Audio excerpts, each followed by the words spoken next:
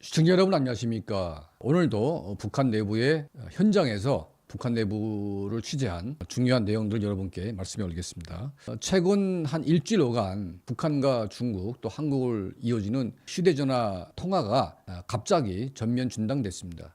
북한 정권이 북중 국경에서 중국 전화를 활용해서 외부 세계와 전화를 하는 이것을 이제 김정은 정권 내내 휴대전화와의 전쟁을 개시했습니다. 해산시만 해도 2023년까지 약 한 5천 명의 브로커들을 체포해서 극단적으로 처형한 사례도 있고 상당수는 이제 정치범 수용소에 보내지는 이제 그런 정말 악독한 짓을 다 하면서 해산시의 휴대전화 통화를 완전히 씨를 말리다시피 했음에도 불구하고 이런 통제가 지나가면 또다시 그러니까 밟아도 밟히지 않는 잔디처럼 이 많은 사람들이 또 휴대전화를 가지고 또 외부와 통화를 하기 시작합니다. 자, 최근에 북중 국경에서 북한 정권의 통제에도 불구하고 휴대전화 통화가 굉장히 활발했습니다. 많은 탈북민들이 북한 내부의 가족과 또 친척의 안부를 묻고 또 이제 돈을 송금하는 이제 그런 일들이 아주 이제 많아지게 됐습니다. 자, 이것은 바로 북한의 정보기관인 국가보위성이 더 이상 그 생계난 때문에 탈북자에게 매달리지 않으면 생존이 불가능한 상태에 직면했기 때문에 이런 일이 벌어지고 있습니다.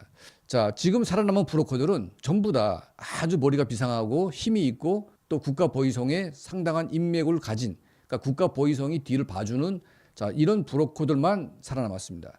일을 시키면 거의 뭐 신뢰도가 빵빵합니다. 거의 뭐 거짓말도 안 하고 정확하게 북한 가족에게 돈을 전달하기도 하고 그리고 이제 확실한 증거물들을 찍어서 한국에 있는 가족에게 또 중국에 있는 가족에게 보내줍니다.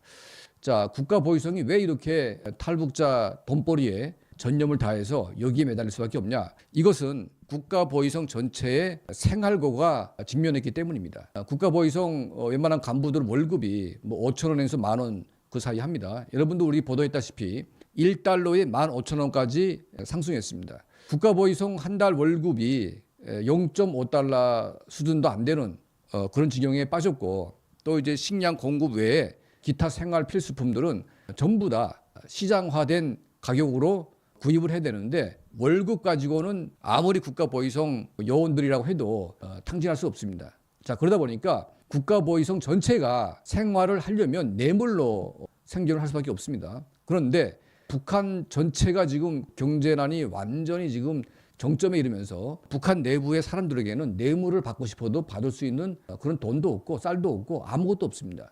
자, 쌀이라는 것도 지금 아주 극한 상황으로 가다 보니까 내가 굶지 않기 위해서 비상용 식량 외에 거의 팔지 않고 있습니다. 그러다 보니까 돈을 주고도 쌀을 할 수가 없고 지금 식량 가격이 우리가 앞서 말씀했다시피 1kg에 10,000원을 육박하다 보니까 지금 국가 공무원들 특히 이제 국가보위성 요원들이 경제적으로 매우 궁핍합니다.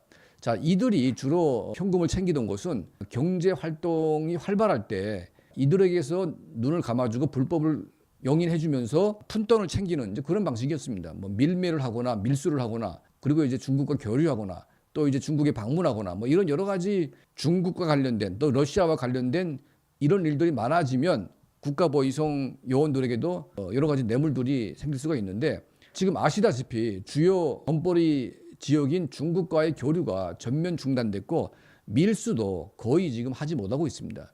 지금 러시아가 열려가지고 돈벌이를 하고 있지만 이거는 러시아에 나가 있는 북한 그 러시아 보위성 그 라인들만 지금 살고 난 판이고 대부분 지금 중국에 우전해 있던 북한 보위부 요원들이 생계난에 직면할 수밖에 없습니다.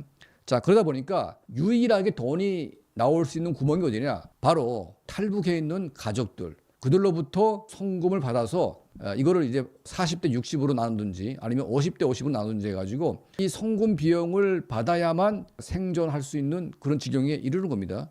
자, 그러다 보니까 지금 탈북민들이 가족에게 돈을 보내는 일들이 굉장히 지금 활발해지고 있습니다.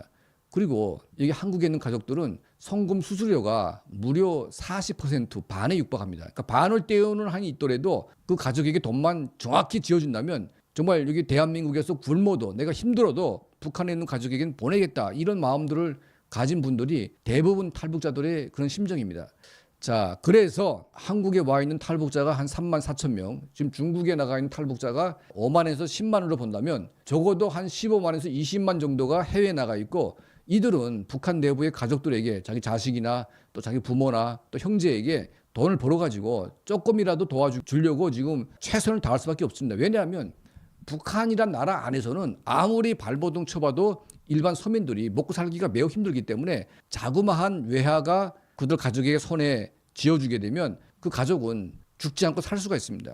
자, 이런 구조를 너무나 잘 알기 때문에 탈북자들은 누구나 북한에 남아 있는 가족에게 돈을 보내고 싶어 합니다. 자, 이런 이제 절박한 무조건 돈이 올 수밖에 없는 그런 상황이다 보니까 국가 보위성이 이제는 아예 탈북자 송금을 전담하면서 브로커와 이익을 나누기까지 하는, 그리고 탈북자 가족과 설득해가지고 돈을 받게 되면 그걸 뜯어먹는, 자, 이게 합법적인 방법으로 거의 불법이 합법이 되는 거죠. 자, 이 지경이 되니까 이제 김정은 정권이 완전히 지금 칼을 빼들고 또다시 피비린내 나는 국경 지역 검열에 들어간 것 같습니다. 그러니까 신의주, 뭐 해산, 원성, 무산, 강계, 만포, 자, 이런 지역에 국가 보위성이 안 되니까 노동당 조직지도부 또 노동당 산하기관의 그 감찰기관에서 국가 보위성까지 감찰하는 특별 감시조를 파견해가지고 대대적인 지금 수청을 하고 있기 때문에 또 북한 사람들은 뭐 선악이 땐 피하는 게 낫겠다 해가지고 일제히 그 정보를 다 듣습니다. 왜냐하면 국가 보위성이 여기에 개입을 해가지고 이 활동을 하기 때문에 북한의 검열단이 국경으로 온다는 것을 국가 보위성이 먼저 알지 않겠습니까? 자, 사전에 모든 휴대전화는 땅속에 묻혔고 일체 외부와의 통화는 중단됐다고 합니다. 그래서 아마 지금 통화가 안 된 지 한 일주일이 된다고 하는데 아마 이제 북한 정권이 이들을 아무리 때려잡으려고 해도 과연 잡을 수 있을까? 자, 이런 식으로 탄압한다고 해서 북한 내부의 정보들이 바깥으로 못 나가는 것이 막아질 수 있을까? 자, 이런 생각이 듭니다. 자, 북한 주민들의 삶, 이제 심지어 이제 국가 보위성 요원들까지도 생긴난에 직면한 이 상황에서 지금 북한 내부가 굉장히 지금 그 위험한 그런 수준에 이르고 있습니다. 자, 저희는 항상 이런 북한 내부의 별거 아닌 소식 같지만 이런 아주 따끈따끈한 북한 내부의 소식들을 여러분께 늘 팩트를 중심으로 해서 여러분께 말씀해 올리겠습니다. 저희 채널을 항상 시청해 주시고 또 도움을 주시는 우리 모든 분들께 진심으로 감사드립니다.